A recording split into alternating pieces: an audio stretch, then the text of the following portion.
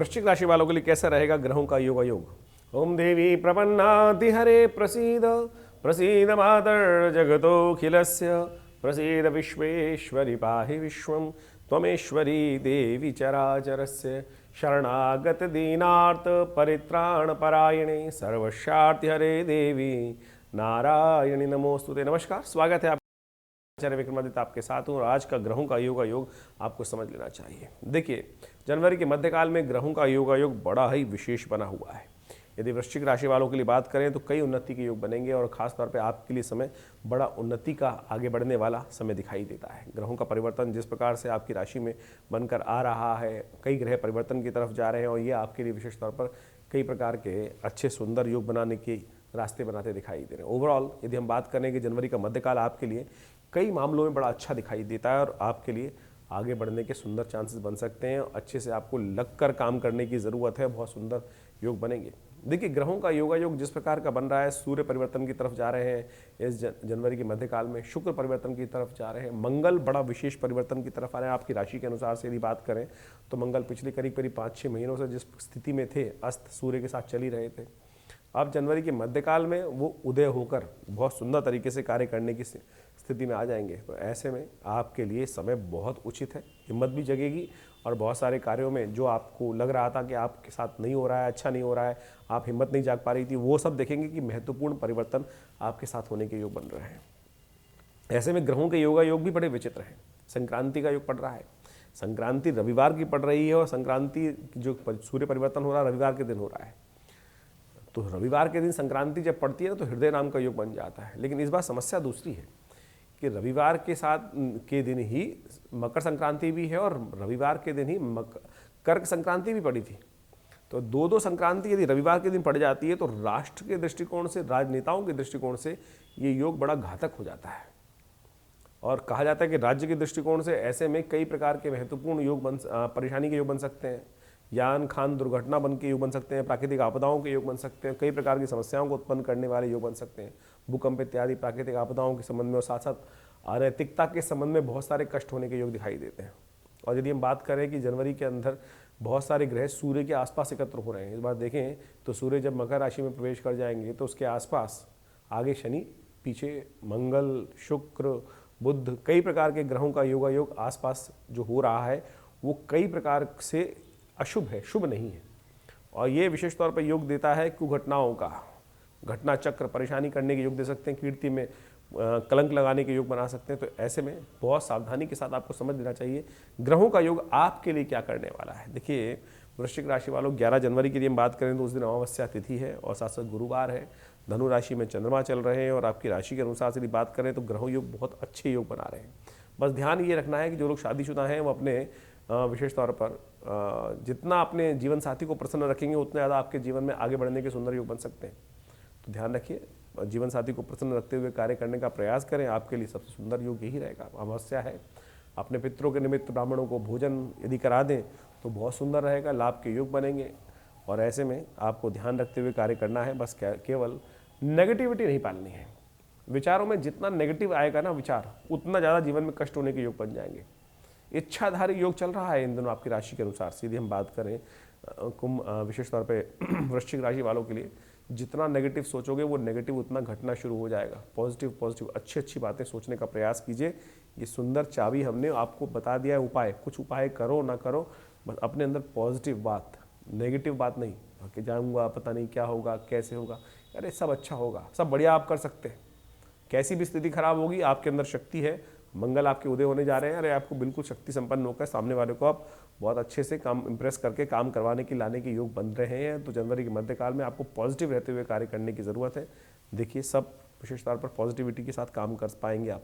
अमावस्या है, मैंने उनको बताया, पितरों के निमित्त गौ ग्रास, साथ साथ ब्राह्मण भोजन, गरीबों को अन्नदान, ये सब करने का प्रयास कीजिए, सुंदर होगा। 12 जनवरी को ग्रहों की योग दिखाई देती हैं कि उस दिन प्रतिपदा तिथि है, पौष के शुक्ल पक्ष की प्रतिपदा और साथ साथ शुक्रवार का अवसर है। ग्रह योग परिवर्तन की तरफ जा रहे हैं। साथ साथ सर्वार्थ सिद्ध योग का भी विद्यमान है। वो सर्वार्थ सिद्ध योग करीब 3:15 बजे के बाद बनेगा।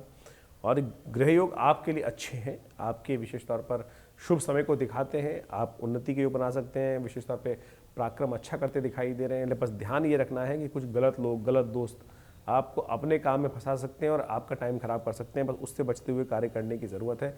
यदि ये कर लिया तो आपके लिए अच्छा रहेगा। उपाय, गौ पूजन करें, साथ साथ हो सके तो विशेष तौर पर गऊ के निमित्त कुछ रोटी इत्यादि, हरा चारा इत्यादि गौशाला में भिजवाने का प्रयास करें, अच्छा रहेगा आपके लिए।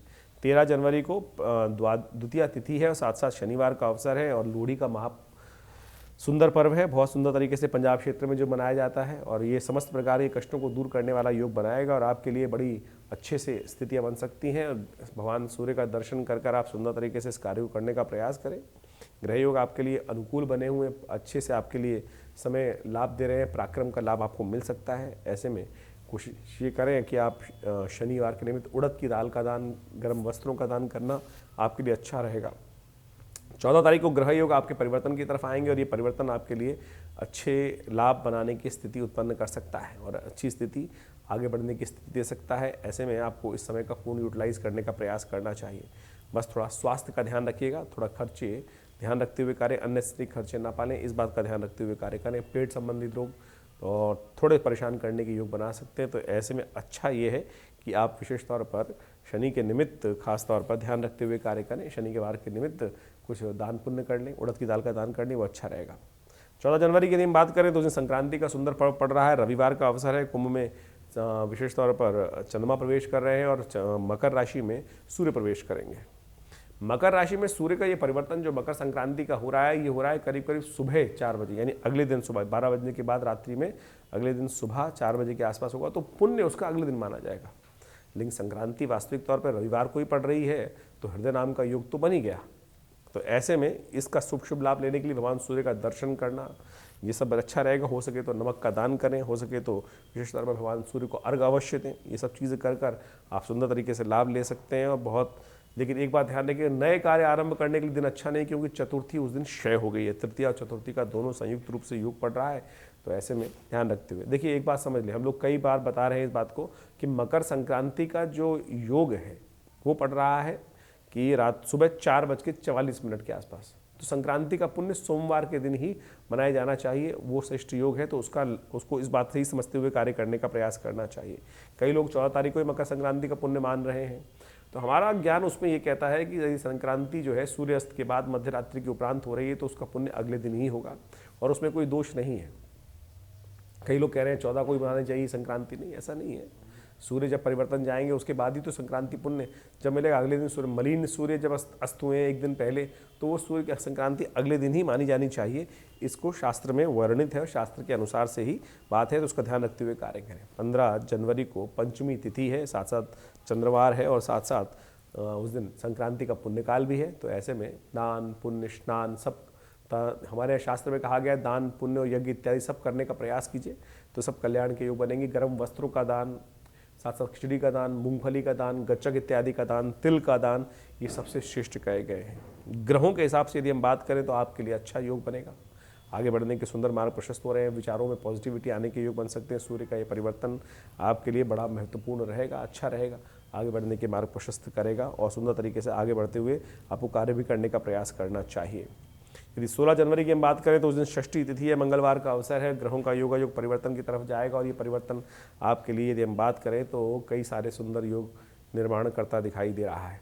और इन सुंदर निर्माणों से विशेष तौर पर क्या होगा कि आपके प्रतिद्वंदी आपसे आगे नहीं बढ़ पाएंगे। बहुत सारे लोग आपके साथ चलने का प्रयास कर सकते हैं, लेकिन उन सब पर आप हावी रहते दिखाई दे रहे हैं। और मंगल भी इस दिन विशेष तौर पर उदय होने जा रहा है और ये मंगल का उदय होना आपके लिए बहुत सुंदर योग बनाएगा।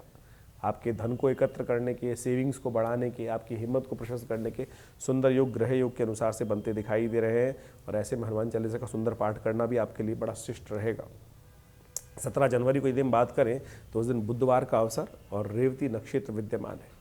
अब रेवती नक्षत्र विद्यमान है तो गंडमूल नक्षत्र हो गया। 17 और 18 तारीख को रेवती नक्षत्र और फिर अश्विनी नक्षत्र रहेंगे, ये गंडमूल माने जाते हैं। तो जैसे ऐसे में कोई किसी घर में कोई जातक जन्म ले रहे हैं तो उनके माता पिता को इस बात का ध्यान रखना चाहिए कि उनकी विशेष तौर पर मूल शांति अवश्य करा दे। 17 और 18 तारीख को जो जातक जन्म लेंगे वो मूलों में होंगे, तो उनके निमित्त मूल शांति अवश्य कराना उनके माता पिता का कर्तव्य रहता है। तो इस बात का ध्यान रखते हुए कार्य करें तो बहुत ज़रूरी है। ग्रहों का योगायोग क्या समझ लीजिए क्या कैसा है वो भी समझ आते थे आपको, लेकिन गंडमूल के बारे में यहाँ बताएं कि हमने इस बात को शोध करके देखा है कि जो लोग आमतौर पे कई बार हमने कई जन्मपत्री देखी, उसके अंदर क्या होता है कि आगे बढ़ने के योग बन रहे हैं लेकिन ग्रह काम नहीं कर पा रहे हैं, व्यक्ति के जीवन में समस्याएं चल रही हैं।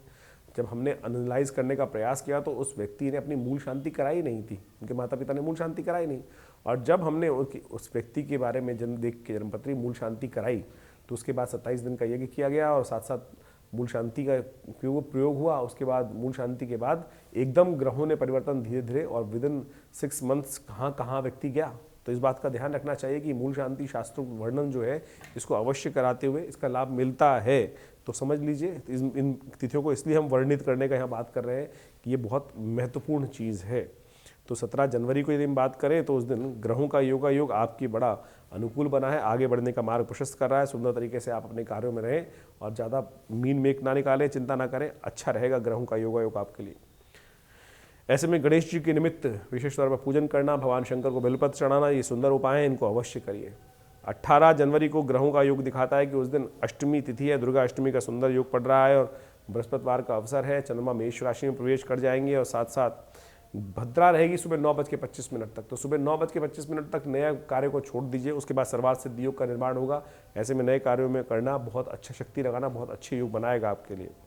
धनु राशि में ही इस दिन ग्रहों का परिवर्तन होने जा रहा है। मकर राशि से निकलकर शुक्र आपकी राशि से आपके द्वितीय भाव में चले जाएंगे और ये द्वितीय भाव बहुत सुंदर तरीके से आपके ट्रेडिंग लाइन, व्यवसाय में, धनोपार्जन में कई प्रकार के सुंदर रास्ते बनाने के अच्छे रास्ते बना सकता है। ऐसे में नित्य प्रति यदि कन्या पूजन भी कर लें तो बहुत सुंदर योग बनेंगे, आगे बढ़ने के मार्ग प्रशस्त होंगे।